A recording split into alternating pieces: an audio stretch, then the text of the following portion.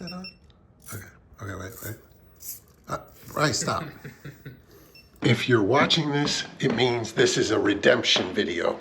And I've succeeded in something that I failed to do 4 years ago. And that is to make a hockey head tracker so that you could see what's going on in the ice just by watching it with your head. The problem with hockey is you never get a good shot of the people playing because you're either looking behind your cell phone, which means you're not really watching the game, or you're getting something from Live Barn, which is a camera so far away, it makes everybody look bad. So hopefully with this head tracker, a person in the stands is going to be able to just wear a hat and look wherever the action is, and something on the glass will follow the head movements from in the stand completely wirelessly. You know, people have done this for RC, FPV, airplanes and stuff. I actually got it pretty far 4 years ago, and I got to go try to dig out those pieces to resurrect it and dig up the video if I have any of how far I came. But it never was good enough to actually go to a rink. So hopefully, if this works with newer technology, we'll be able to go to a rink.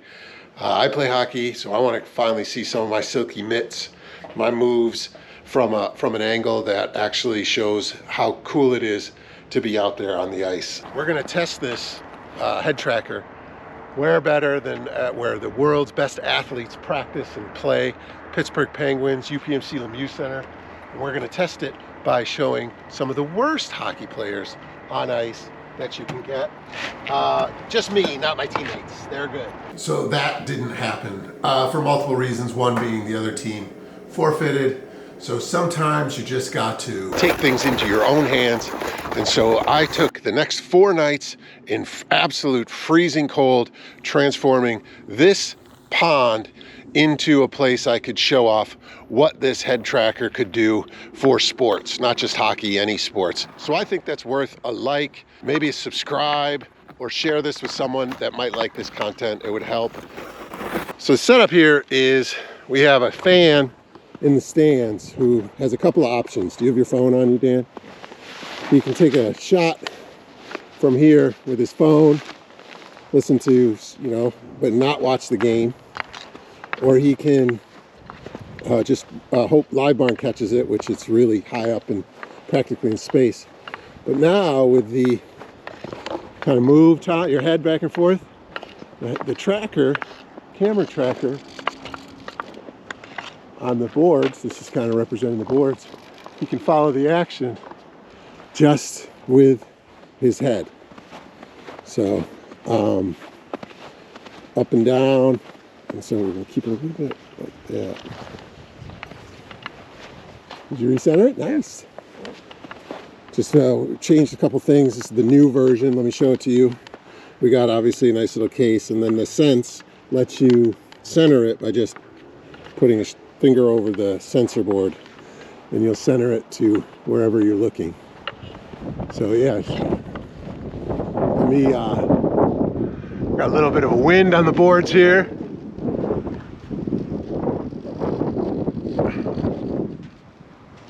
Nice and smooth. The servos are a little jumpy. Ready?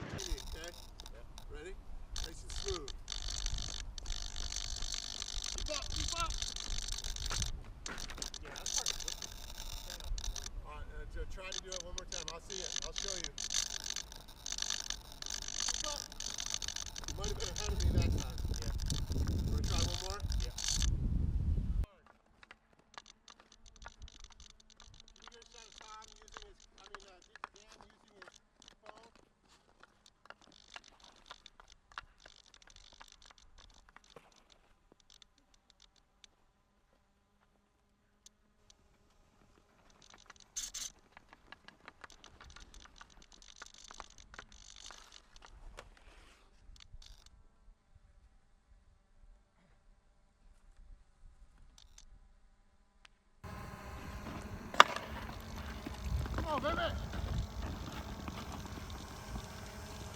I'm also going to add the usual, when you're watching this way, you lose the player.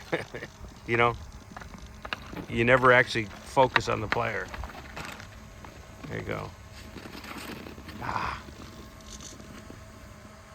Stay on me, stay on me.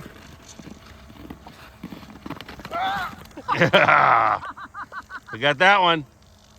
We got that aerial, phone, and GoPro. Yeah, that's going to be a three-way. What did I think about the head tracker? I think it's a cool project. I'm excited that we did it. I do think the shots were better looking than Live Barn or sitting there on your phone trying to watch something. However, you know, this is an older GoPro. It shoots 2.7K. The idea is to have a 4K camera with a little better servos so that you do shoot wide and then you zoom in. On the examples I showed, I zoomed in about 200% just to kind of show that you still could get the detail and you could see what kind of moves people are making, which is the important part. You can kind of get in and feel like you're part of the action. But I think it's a great start. I think anybody interested should try to build it. This is a Nano board, Arduino Nano Sense board. I think it was like 30 bucks. This gimbal with the kind of crappy servos that you heard clicking in it was like $17. It's just an old GoPro and an old transmitter that I had from some drone days. And it's really easy process for if you use the Sense board that has the built-in kind of recentering sensor board. You actually have four solder points. It's a power ground and then the data ground. So 4 wires. If you want to do a button for a recenter, it's only 2 more. 1 ground and 1 for the actual switch, the momentary switch. Really easy to solder. I'm not a great solderer, but it was easy and fun to do.